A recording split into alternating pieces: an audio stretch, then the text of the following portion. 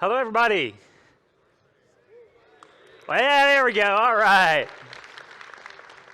Why don't y'all take 5 seconds, stand up, stretch just a little bit.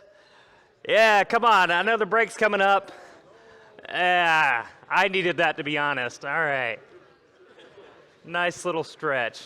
Amazing. All right. Thank you all for being here at this wonderful conference. I am so very excited to be here with you. My name is Daniel Kelly. I am the lead instructor at Vue School. Before I joined the Vue School team, I was a full stack dev. I worked with Laravel on the back end. And what did I work on the front end? jQuery. No, okay, Vue.js, absolutely. I am from Alabama, from the USA, have 3 wonderful children back there, but that's enough about me. Let's start talking about TypeScript with Vue.js.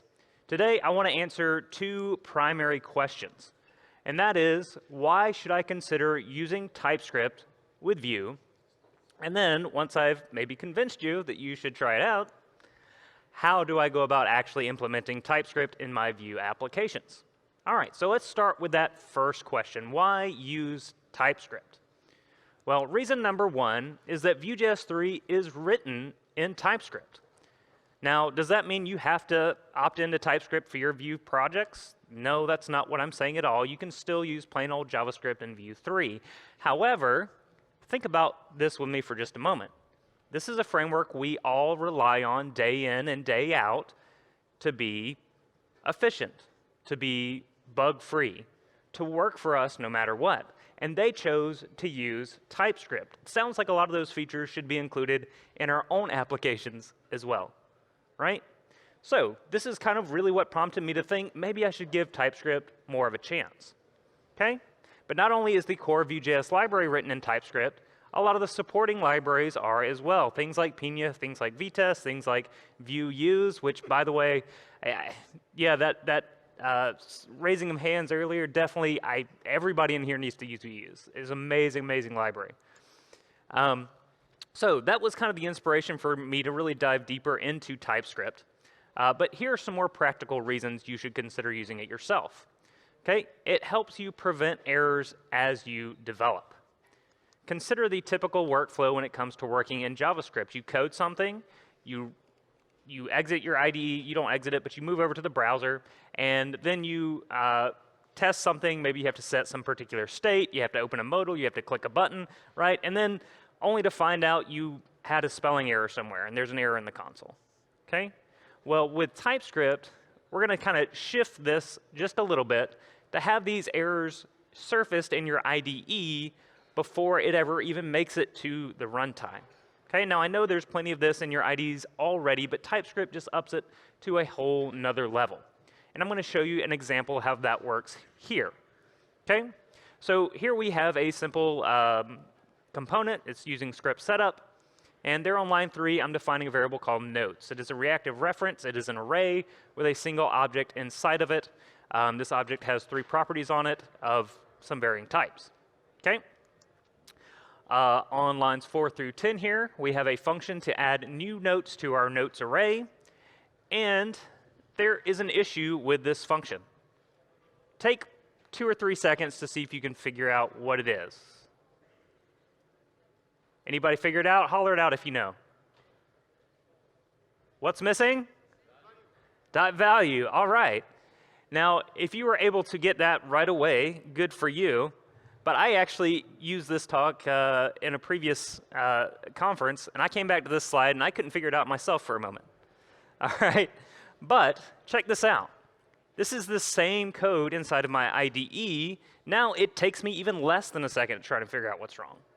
Why? Because I had this nice little red squiggly line telling me, OK, property push does not exist on type ref.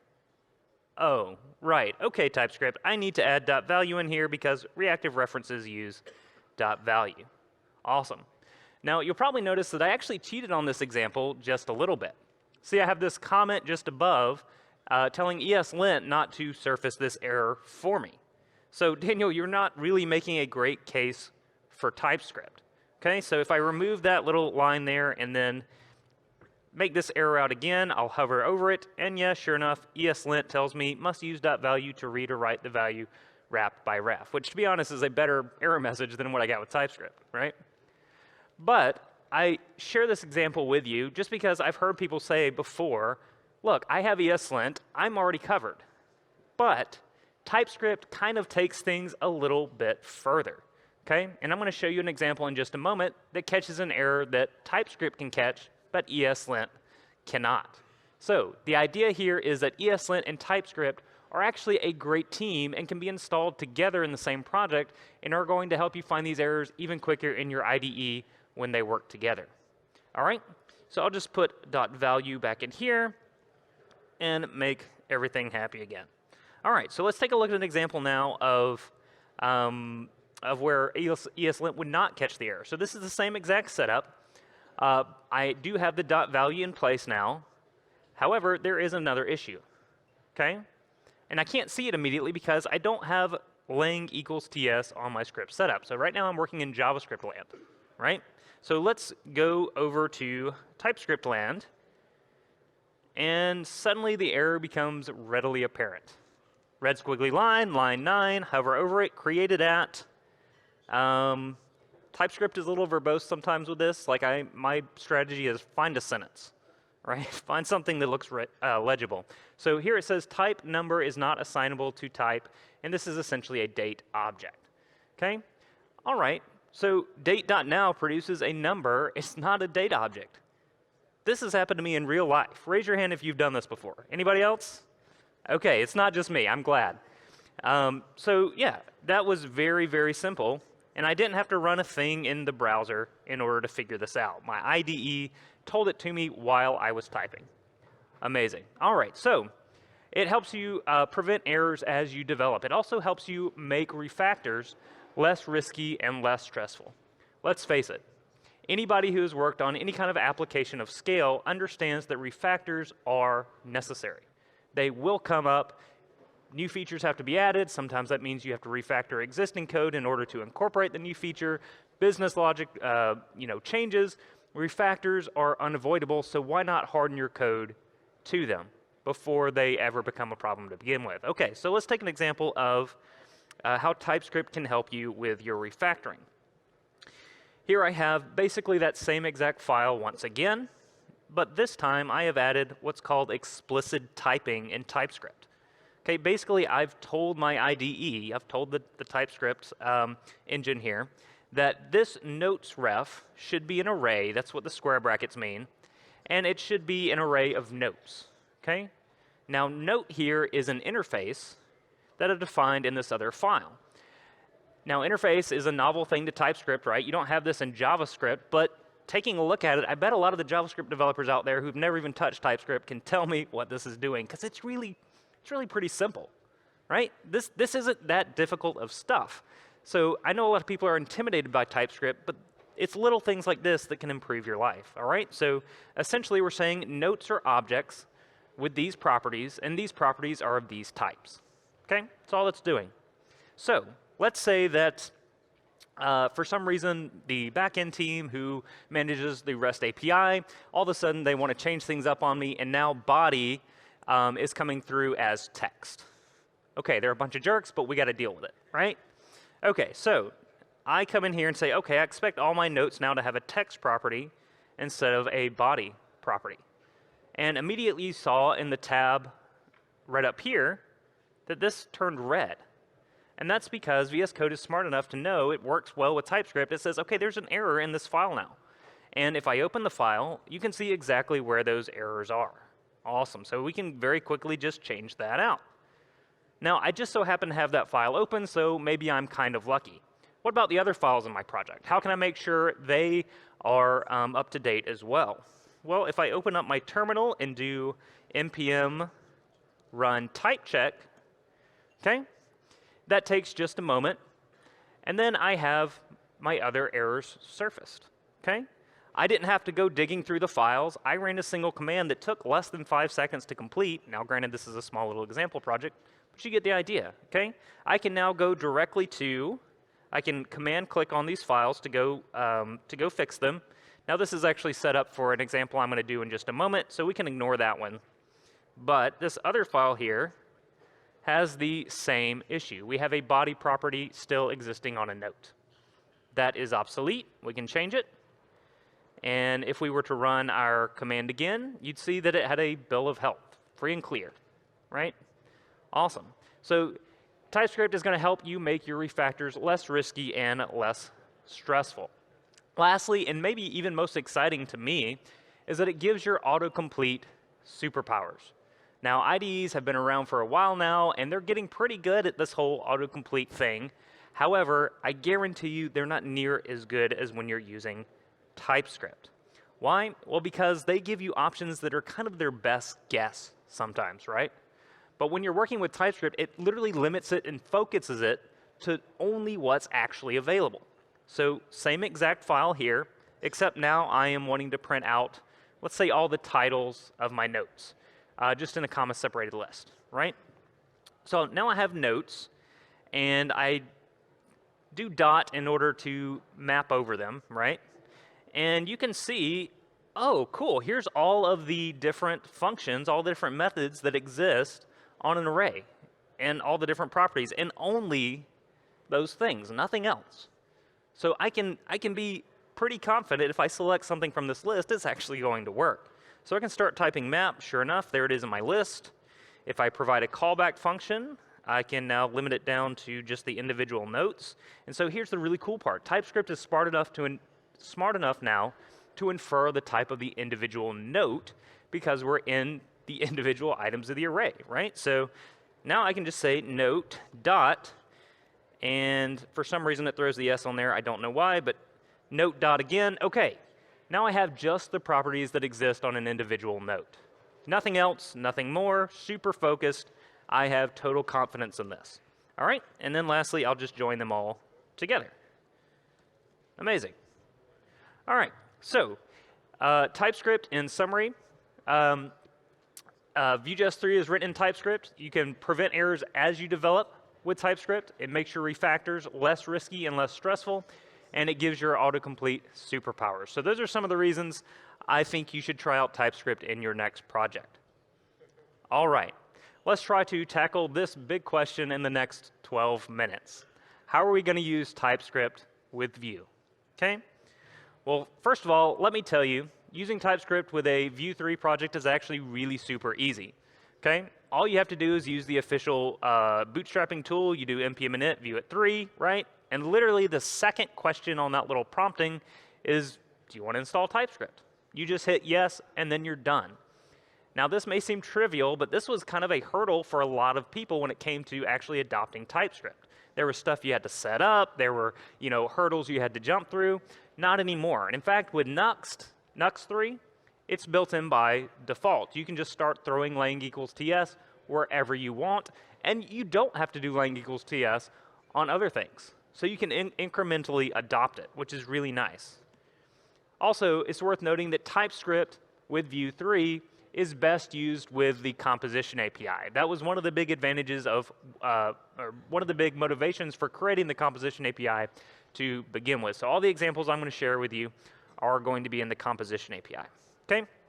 All right.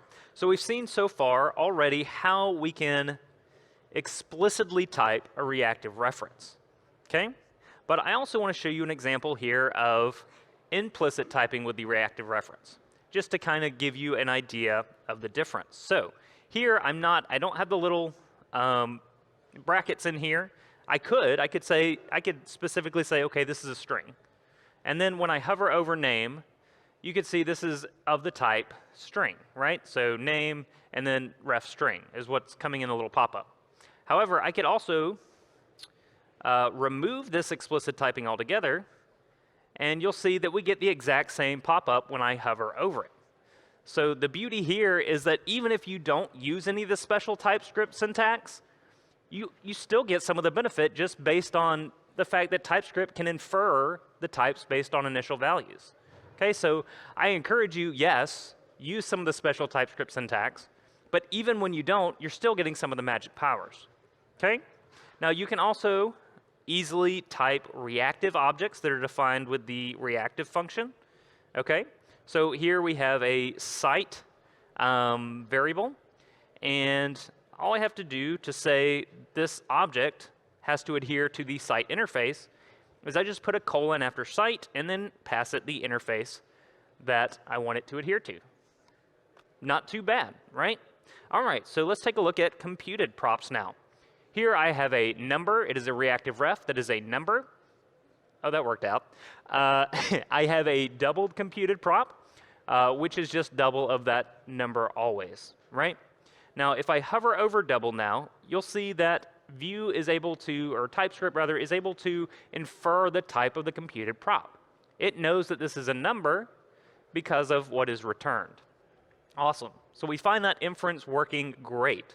But another just quick little tip I've found for working with computed props is that if you have like a whole lot going on in your computed prop, maybe you have several different, conditional branches in there, so on and so forth, and you're getting crazy, I found it's really super useful to go ahead and type what it should be before you write the actual logic of your computed prompt, because you're going to get the red squiggly lines until you've resolved it correctly, right?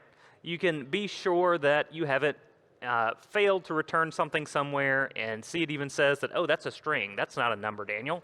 Come on.